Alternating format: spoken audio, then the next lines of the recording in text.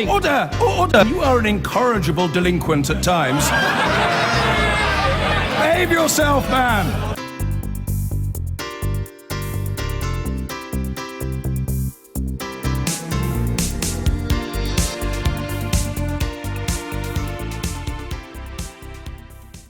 Guess what? The referendum is 10 weeks away tomorrow, and we can fairly say the arrangements are all firming up. Two campaigns, one on each side, were given official designation today. Exciting. There's still competition on the Leave side over which group will make the best pitch to the public. In fact, the one group which didn't get official designation may still go to court, arguing that it should. But there does also remain one big mystery on the Remain side. Where's Jeremy Corbyn? He's had a very low profile. Now, you can't have Labour basically arguing EU, yeah, Remain, whatever. Or can you?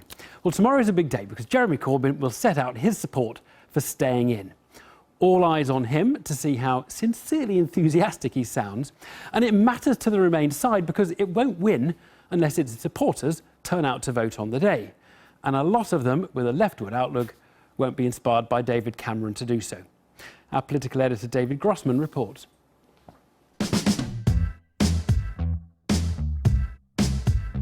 The days are getting longer. The midsummer referendum will soon be upon us. Labour's official position is to campaign for Remain.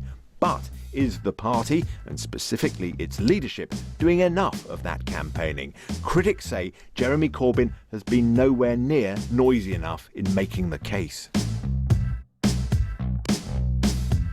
If we end up exiting the European Union, we will partly, as a Labour Party, have ourselves to blame, and people will quite naturally ask, well, did we do enough to pull our weight? And I don't want that on my conscience. I think Labour has to be absolutely full throttle, unequivocal, passionate in favour of staying in the European Union.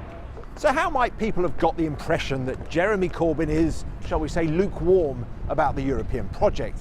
Perhaps it's because he's been arguing against the EU for most of his adult life. There are literally dozens of examples of Mr Corbyn's hostility to the EU in the archives. We have a European bureaucracy totally unaccountable to anybody. Powers have gone from national parliaments, they haven't gone to the European Parliament, they've gone to the Commission and to some extent to the Council of Ministers. These are quite serious matters. The public don't seem to know where Mr Corbyn stands. In a recent poll, 78% of those asked correctly identified that David Cameron was in favour of remaining in the EU. 74% knew that Boris Johnson was in favour of leaving, but less than half, only 47%, correctly identified Jeremy Corbyn's position. I think there's two categories of Labour inners, if you like. There's people like myself who've been passionate pro-European campaigners all our lives, that's one set of people. And then there's another set of people who have some doubts about the way the EU works. Jeremy maybe has fallen into that category historically, who are now swinging behind in. And I think it's really important that you get both those categories of people, because the country out there, not everybody's decided already. Some people do want to hear that rational argument. But there's another reason Labour isn't focused on the referendum. May the 5th is election day in a whole swathe of contests. In Wales, where UKIP is polling strongly, Labour doesn't want to shout about its pro-EU position. Meanwhile, in Scotland, it's being identified with David Cameron that some in the party fear could be extremely harmful. In both cases, better to soft-pedal the referendum until May the 6th. But tomorrow, Mr Corbyn will be delivering what's being billed as a major speech on Europe. If pro-EU Labour MPs are expecting their leader to give a passionate defence of our membership when he gives his speech tomorrow, well, I think they're going to be disappointed. I understand he's going to give a far more nuanced argument, saying that on balance we're better off in, but that the EU should reform itself utterly. And that is unlikely to satisfy his critics. He says that he wants us to stay in the European Union. I believe that, but I think it's got to be give the impression that it is absolutely what he authentically believes. If we send out vibes that it's sort of half-hearted somehow, the public will notice that, they will spot it, and maybe that won't motivate the millions of voters that we need to make sure this isn't a knife-edge vote, this is a decisive vote for staying in the European Union. In the end, this referendum may be decided by turnout. If Labour voters are unenthused, unconvinced, well, it could be decisive. David Grossman there. Well, Jeremy Corbyn speaks tomorrow, and another big Labour figure is speaking tomorrow too, Chuka Umunna, who joins me now. Very good evening to you. Good to be here. Do you think there's room for nuance in the Remain campaign? I mean, if Jeremy Corbyn goes out and says on the one hand, on the other hand, but on balance, I'm in favour of staying in, is that a good way of selling it? Well, let's see what Jeremy says. I'm absolutely delighted that he's giving this speech. I've told him that today, in fact. But to some extent, look, the EU isn't perfect and it needs reform. But that isn't the question on the ballot paper. The question on the ballot paper for us is whether we want to stay in or out of the European Union. And ultimately, if you want to reform it, and let's not forget, if we come out of the European Union, we're still going to probably, if we want to trade with the European Union, we're going to have to comply with its rules and regulations. But in order to reform it, you've got to be in the room at the table. If you're outside, you have no impact on that. And I actually think there's a very strong, progressive, centre-left case for our continued membership of the European Union. But do you, I mean, I come back to the question that yes. is it as a campaigning tactic, does what Corbyn seems to be up for doing, does it work to say, probably we should be staying in, or do you have to sort of beat the drum a bit for the inside? Well, I actually think Jeremy probably will beat the drum. Right. You've got to be full throttle about this. And look, in this context of globalisation, it was interesting seeing the historic footage of Jeremy there in the end of the 70s, early 80s, because globalisation has just completely run across our country and unleashed forces which have been positive and negative.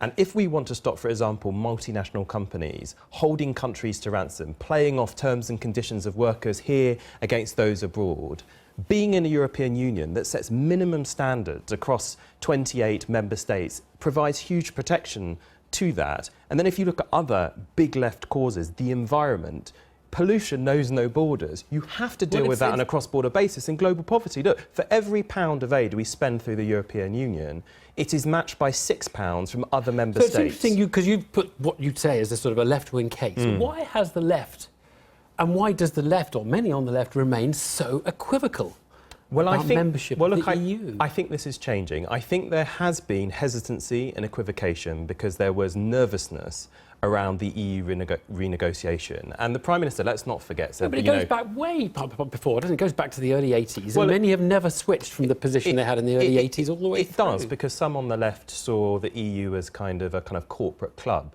But as I've said, I think when you're looking at how we ensure that multinationals pay their fair share, operate fairly, you have to operate at a supranational cross-border level with other European partners to make sure that they are good global citizens. But I think why there was hesitancy was because people were worried around the renegotiation that the Prime Minister was going to bargain away the social protections and social Europe, which is so fundamental and important to it. But that, of course, didn't happen. So now we're faced with a very clear choice. You're either in or out. You either join the likes of Nigel Farage, Ian Duncan-Smith, Chris Grayling, or you actually stay in and make sure we can build a fairer, more equal world, not just at home, but abroad, in my view. Look, I'm listening to your passion on this, very obvious passion.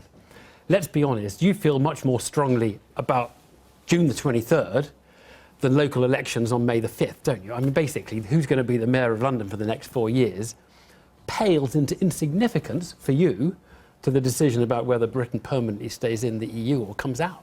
Well, look, it's not an either-or thing. Both are very... It's a bit, isn't it? Because you've got to choose where your campaigning muscle goes, don't you? Both are very important. In London, for example, we've got a mayor who hasn't built nearly enough homes. I'm thankful that we have a fantastic candidate who has made housing and transport his priority. That's why I think Sadiq is on course to hopefully get elected, but we don't take anything for granted. But this EU referendum campaign is fundamental. Look, I'm leading the Labour campaign in London. London is one of Europe's great capital cities. I don't want that to go away from us. I don't want our country to be diminished. Let's keep the great in Great Britain. And that's what I think you're going to hear from our leader tomorrow in his speech. We'll see. Chuka Umunna, thanks very much. Thank you. We did ask Vote Leave, now the official Brexit campaign, to provide us with an interview tonight, but they said no one was available. I've been getting away with it